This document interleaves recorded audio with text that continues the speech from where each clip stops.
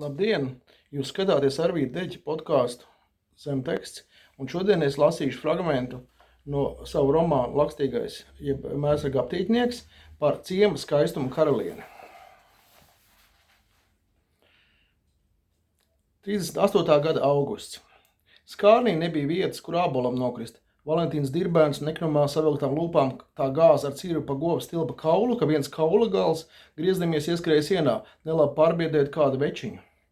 Turpinādama tā izmetās pa durīm. Dirbēns viņas aiziešanu pat nepamanīt, ja tā ausis neaizskar 3 vārdi. Nu pats sāk strakot, tā viņa bija teikusi, sāk strakot. Ko tu vecā ādeniece zini no trakošanas, bet tā no tā nebija. Dundas ar tādas par griezās vēršu un sūka mikstumos, it kā tam nu dien būtu jāsagrājas visa pasaule. Desu līkumu lēkāju svariem, naudas kanādām bija atvilknē, Dirbēna rokas dega.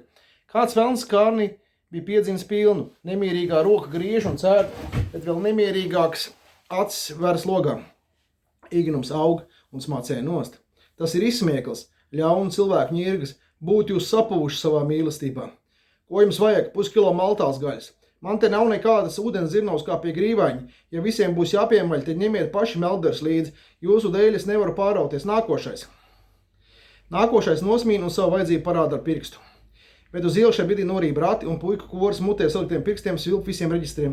Dirbēns pieskrien pie loga un valsts kā krīts ieķeras rokām palodzē. Čukstu šalts apšalts viņu kā vēsa strūkla. Bet ausis uztver vienīgi zeņģu ritmisko dziesmu. Kāds pasaulē ir dzīvot prieks, kad mums tik varens desinieks nolādēts. Es jums parādīšu desinieku. Acis jau meklē vismagāko kaulu, ko laist bezkauņu barā, bet skats sastopas ar pārāk jautrām un smīnošām sejām, un Dirbēns kā sitienu saņēmis ieraujas sevi. Jums ko vajadzēja? Nē, neko tādu. Bet piecēja viens aiz otru kāpsies uz durvīm. Kurš gan spētu notēlot tādu vienaldzīgo, kas varētu aiznēst neredzētu, vissvarīgāko, kādēļ tas šeit nācis. Eleganti karieti ar cilindrotu braucēju stāv pie mājas. 2 te frakoti jaunekļi pašreiz ved laukā Dirbēna meitu Mildu. Viscauri baltākā līgava ar zeltītu diadēmu matos. Skaistuma karaliene. Mērsraga miesta skaistuma karaliene. Platas mutes vīpsnām, deguna traucas, bet dēlni skaisti aplausiem. Zeņķi nostājušies rindā, gar malām stīvi kā koki. Meitenes grūž vien otrai dunkas sānos, un tad jau ņurdz visa iela, šalts vilpos mejas. Dirbēns pakāmbi 2 kilo svaru bumbu un tā triec uz grīdas, ka dēlī paliek iedobums. Tad nevarīgi nošļuk uz sola. Veikals ir tukšs. Nevienam vairs gaļas nevajag. Visi ir nākuši noskatīties viņā un tanī teātrī, kas te notiks. Labi, to jūs pieminēsiet. Ik svētdien kaut kur tapa jauna skaistuma karaliene vai karalis, un ļaudis lāga nespēja saprast, kā tie tik ilgi varējuši dzīvot, nezinādam, kāda brīnišķīga eksemplāra mājo viņu vidū. Tā par karalieni kļuva arī Dirbēna Milde, lai līdzpilsoņu skaudības istu augstu vilni. Milde nebija zemē vetama meita, strādīga, neatlaidīga, rūpīga un tīrīga. Viņa pacēlās samērā augstu pāri savas apkārtnes meičām, kur izcilākais tikums bija sava skaistuma izcelšana vietā un nevietā. Par skaistumu Mildu saukt nevarēja, bet glīti viņa bija. Daba kā savādā rotaļā, viņa sejā bija vilkus līnijas, par kurām neviena meiča sevišķi nepriecātos. Mutes un uz acu loki augšup uzliektais deguns un bedrīt svaigos radīja iespēju, ka viņi mūžīgi smietos. Šī smiglīguma izteiksme viņa sejā bija tik spēja iezīmēt, ka, lai cik viņi nepūlētos izlikties nopietni, smējās acis, lūpas, deguns, piere, un ikvienam uz viņu paskatoties bija jāsmējās līdzi. Taču smiglīgāku cilvēku sirdījās saīgušās vecienes, bet arī tām bija jāsmējas līdzi Dirbēna Mildē. Bet citi, tie gaidīja Mildes parādīšanos uz ielas. Noskumušie, sērīgie, īgnie, garlaicīgie un izklaidīgie pēkšņi sāk vaipstīties un šķobīties. Pieklājības dēļ cietās un pulējās savus smieklus apvaldīt. Bet tad jau spurdzi kā zirgi, locīdam kampa vēderus un kratīdamies metās pāri ielai, lai neizliktos pārāk nepieklājīgi. Cita meita no kauna būtu ielid uz zemē un ielēkus akā, bet Mildei daba bija devusi mieru un humoru izjūtu. Kāda viņai tur daļa, citiem patīk smieties. Viņa pat jutās lepna, ka spēja saīgušos vai noskumušus uzjautrināt. Vienīgi vecais Dirbēns nīgnumā un dusmās nezināja, kur likties, it kā meitas izkastam būtu sodība. Tā Milda ar 32 gadiem vēl nebija tik uz zem sīvas aubas. Pāri tikotāji bija aiztrēnis Valentīns pārliecībā, ka tie nekāro viņa jautrā izskata meitas, bet gan namu, kas tai pūrā. Un trešais bija aizmuts pats, nekur nevarēdamies glābties no citu izsmiekli. Velns noplēšot duci pastāles pirms 2 sejot kopā. Mildas dēļ viņš droši vien bija noplējis 5 duču zābaku. Tas pat vēlnam likās par dārgu, tāpēc viņš bija nolēmis šo lietu izbeigt. Svelmainā vasarā, kad nebija miera ne dunduriem, ne mušām, Kā baismīgi sērgi zemē uzpruka karalīņu drudzis. Sākumā tas parādījās lielākās pilsētās un miestos, tad jau ikvienā pagastā un beidzot katrā vietā, kur kopā gadījās pārdesmit galvu. Izdevīgi šī lieta bija rūpniecībai un karalienēm, jo ikviena ievēlētā no savu cienītāju baru saņēma kādu balvu.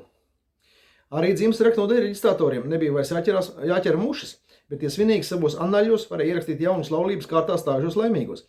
Tā gāja šī vasara dunduriem, labu ragu mūziku, smaidošam skaistumu karalienēm, apmierinātiem grodziniekiem un skaistumu dvingā apskrubušiem jaunekļiem. Mēsaks nedrīkstēja atpalikt pārāk tālu no pārējās pasaules. Tikko pirmās pārdesmit karalienes jau bija saņēmušas savas insignācijas, krokodila ādas, rokas, somiņas vai pogulīšas sudraba ietvaros, arī mēsaka biedrības vīri bija kājās.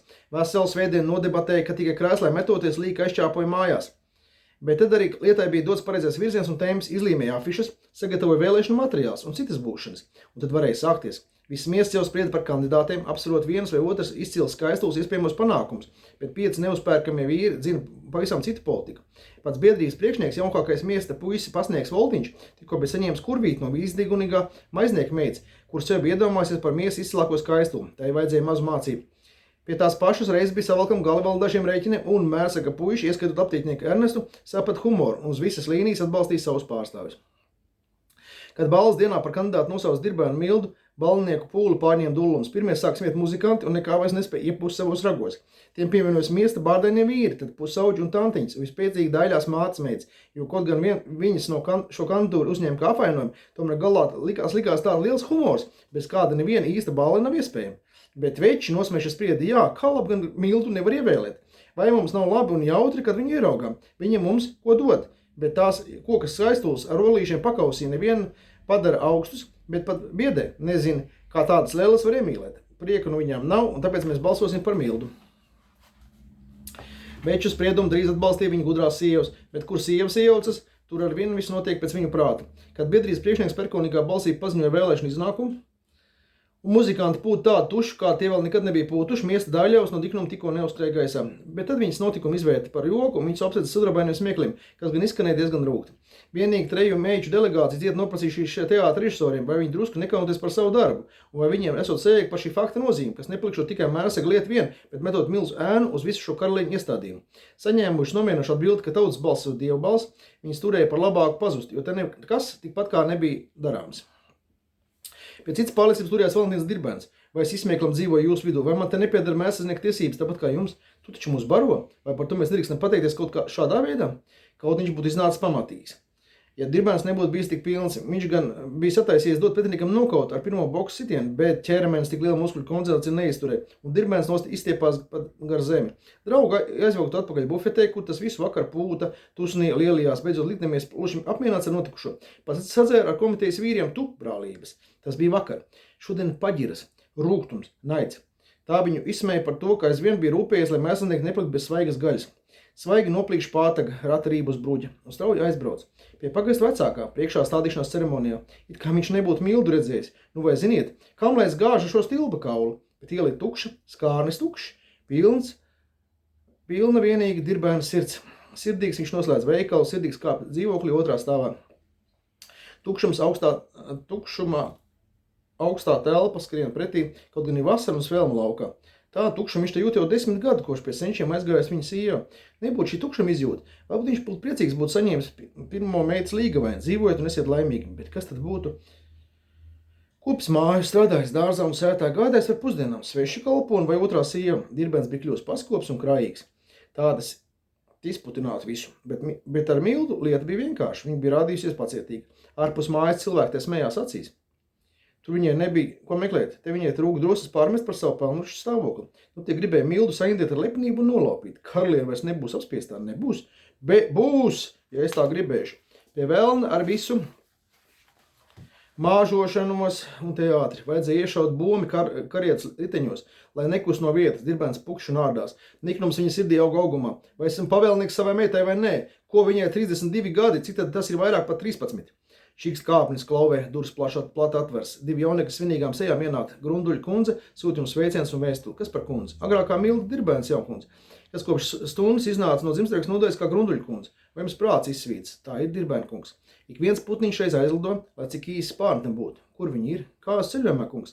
Durvis aizvers, svešie ir prom, Valentīns mēvs veras sienā un vēsturē uz galvu. Ak, tas vēl smalki izdomāts. Radīties pie pagasta vecākā, akcentas bija jau izlēmts un izkārtots. Cik tas viss tikai teātris. Ik viens meklēja pats savu dzīvi, tā stāv vēstulē. Diezgan ilgi viņa bija bijusi kāju pamesls. Tagad tā grib pasapņot par laimi.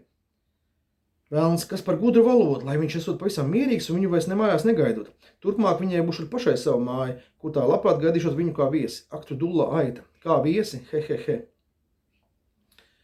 Pa ielu iedam, sieviete dzird, kā Dirbēns savā dzīvoklī smējās. Skaidrs, ka palicis traks, vai viņu kāds jau dzirdēja smējam, un viņai paliek tik jautri, ka tā teciņas aiztika uz māju ar jauno ziņu.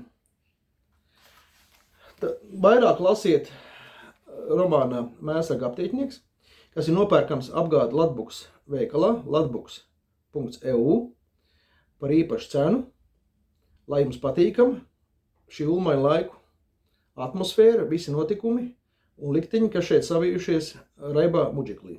Paldies, ka bijāt šodien ar mani. Visu labu!